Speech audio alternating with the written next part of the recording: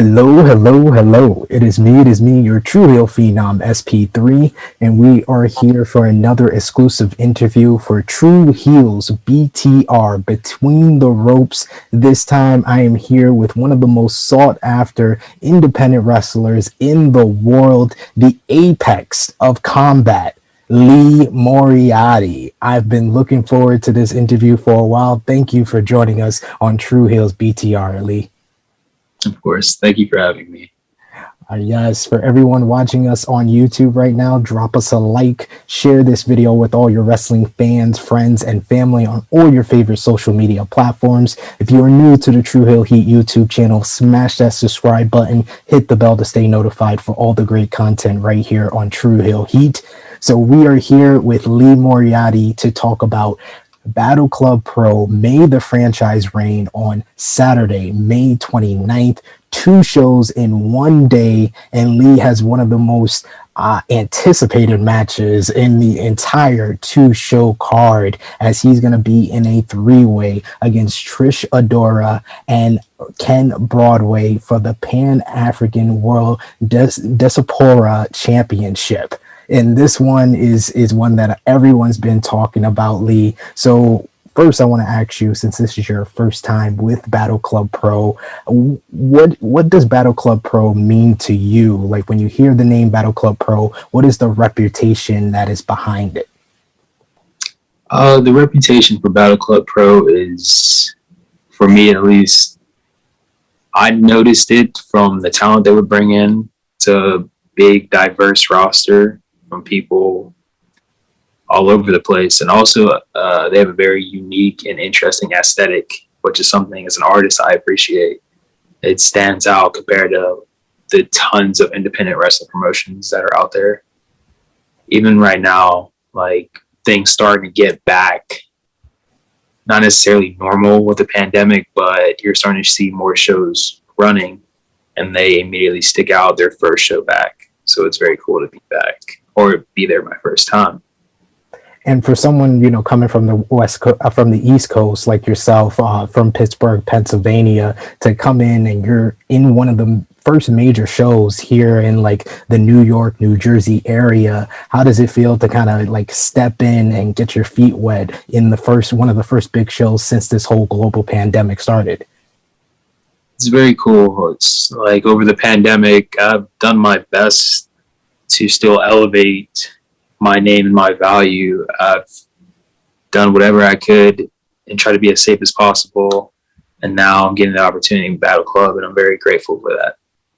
Yeah, honestly, you're one person who I said has been like working his ass off during this whole global pandemic. I've seen you in Warrior Wrestling, and just you're someone so young in his career, 6 years in. How does it feel to kind of be one of those guys who is like one of the leaders of the independent wrestling scene, coming from, a generation where I first found out about independence with like Bryan Danielson, Samoa Joe, CM Punk, and now you're kind of viewed in that kind of same stratosphere as those guys in the past, like right now, in my opinion. So how does it feel to kind of have that allure to you right now? Like, I still don't see myself on that level. It's really cool that people think that about me. The way I see myself is like, I've accomplished a lot over the past year. I've been wrestling for 5 years, but it's like, while I've reached this level, I still feel like there's an asterisk because not everything's opened up yet. Yeah. So I haven't wrestled on the West Coast that much yet. I haven't been to Canada, but the opportunities I have had, I feel like, are just as valuable as those. Me being able to do the things with like Game Changer Wrestling and such, and having the opportunities to go to Minnesota for the first time, go to Massachusetts. This is the first year I've been flying, and it's crazy that it happened in this pandemic era where I build my name up to people see me as a value to fly me in. I don't think I'm on the level of Bryan Danielson, Samoa Joe, all those guys where they were on the indies yet. I want to get there one day, and I appreciate people seeing me there, but I'll always see myself, I guess, as less than what other people see me as, but that's just what motivates me to work harder, I guess. You know, everyone enjoys someone who is modest and humble, and we see that in you already. So, but you got to have some confidence going into this matchup because you have some fierce competition. Trish Adora has really elevated the prestige of the Pan African World Diaspora Championship, as well as, you know, Ken Broadway. The East Coast and the New York, New Jersey area is his home. He was trained at House of Glory. He's one of the mainstays of House of Glory. Coming into Battle Club Pro, this is like his kind of still his stomping ground. So how does it feel kind of stepping in kind of enemy territory? Because, you know, Trish has actually, you know, made appearances on the East Coast as well. So how does it feel to kind of be the guy like coming in and new to the whole situation against two opponents that kind of will have their fans in attendance for sure?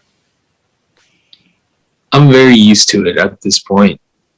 I feel like everything I've done in terms of major accomplishments, I've been the kind of not the favorite. Whereas fans seem his favorite, but in the overall masses, I'm not the favorite. When I competed against Alex Shelley in the submission match, I was definitely not the favorite to go on and win that. When I faced the Warhorse for the Independent Championship, I was not the favorite to win that. So I'm used to, I don't want to say being an underdog because I've accomplished so much at this point, but I'm used to like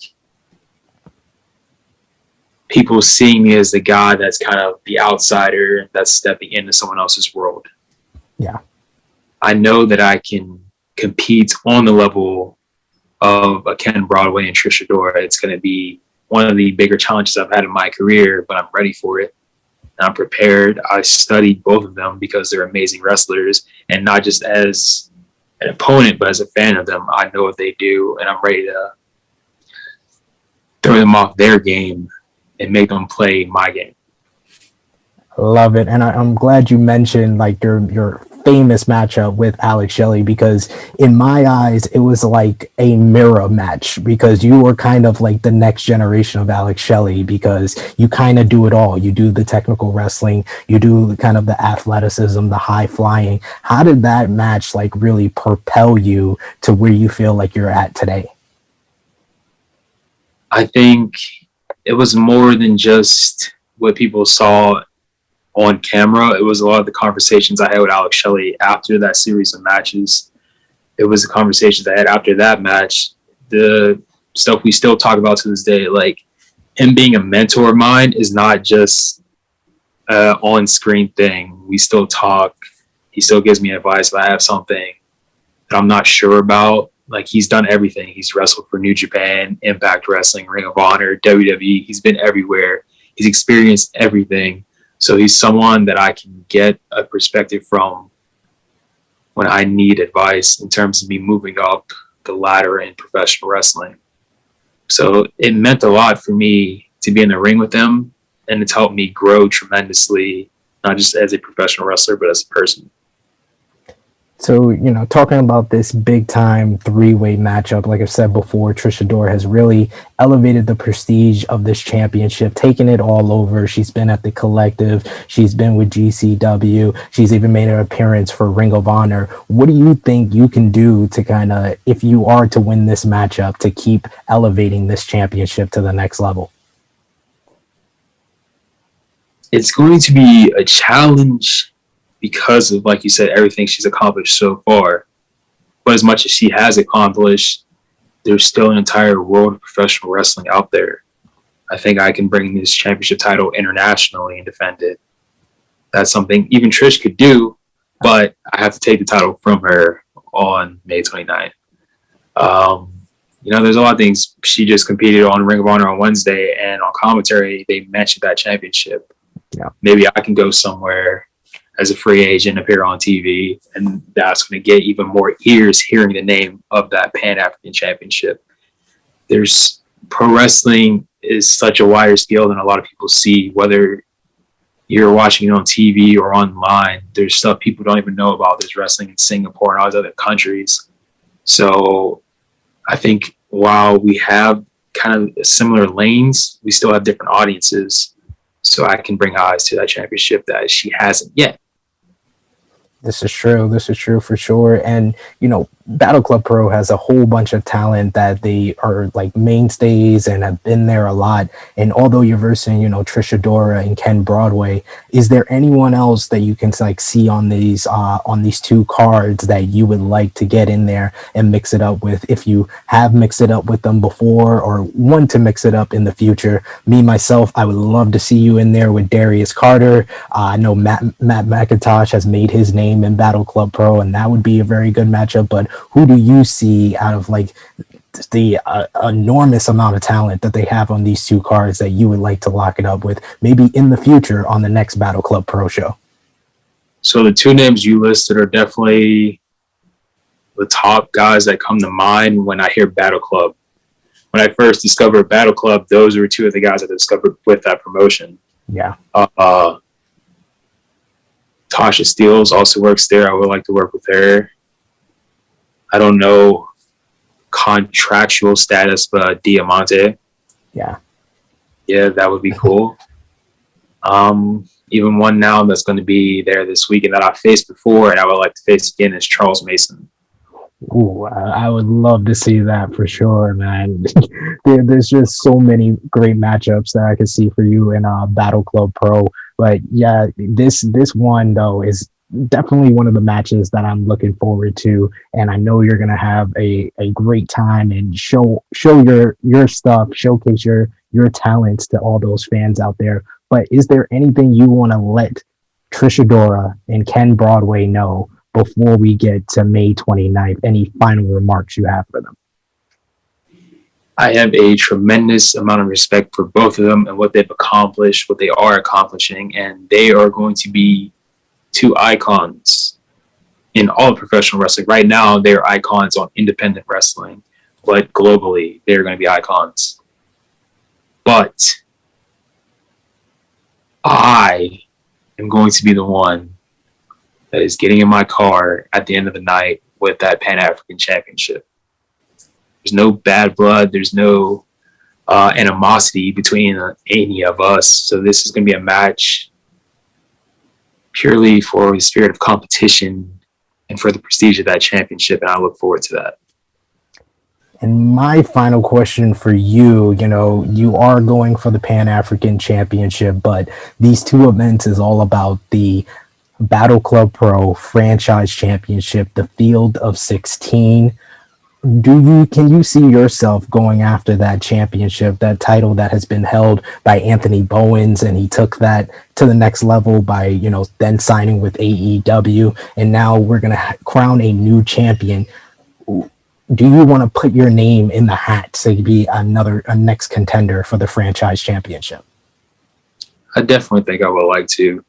The thing about championships in professional wrestling is when you have one, you're a magnet that attracts the best competition. I just want to get better as a professional wrestler, and I want to face the best competition. So if I have a championship or I'm in a position to be a contender, that's going to put me against the best, and that's what I want. And you are one of the best. Thank you so much for taking the time out to chat with us on Tru Heels BTR. Please let everyone watching us on YouTube, listening to us on podcast form, where can they find you on social media? Where can they, support you with your merchandise and any other events that you got coming up? You can find me on Twitter and Instagram at the Lee Moriarty. It's no longer Apex of Combat, just expanding my horizons as a professional wrestler and an artist. And you can find my merchandise at tigerstyle.bigcartel.com. I try to make my products more streetwear based instead of just traditional professional wrestling wear. And I love it about you, man. And I want to offer you the invitation to come back where we can have more of a long form conversation, because there's a lot of questions that I got for you, but I wanted to strictly stick it on Battle Club Pro. May the franchise reign on Saturday, May 29th. 2 shows in one day. You can get your tickets on brownpapertickets.com if you're in the East Coast area, New York, New Jersey. It's going to be in Ridgefield Park, New Jersey. Or if you are all around the world, you can watch it on Title Match Wrestling Network. I'm looking forward to Lee Moriarty going up for the Pan-African Championship of Trish Adora against also Ken Broadway, man, oh man, the representation, the talent in this match is going to be so ridiculous. So go out of your way to watch Battle Club Pro. May the franchise reign. So this has been Tru Heels BTR Between the Ropes with Lee Moriarty. It is me, your Tru Heel Phenom SP3. Like, comment, share, and subscribe, and support Lee Moriarty on all your favorite social media platforms. Until next time, we are signing off. Peace, y'all.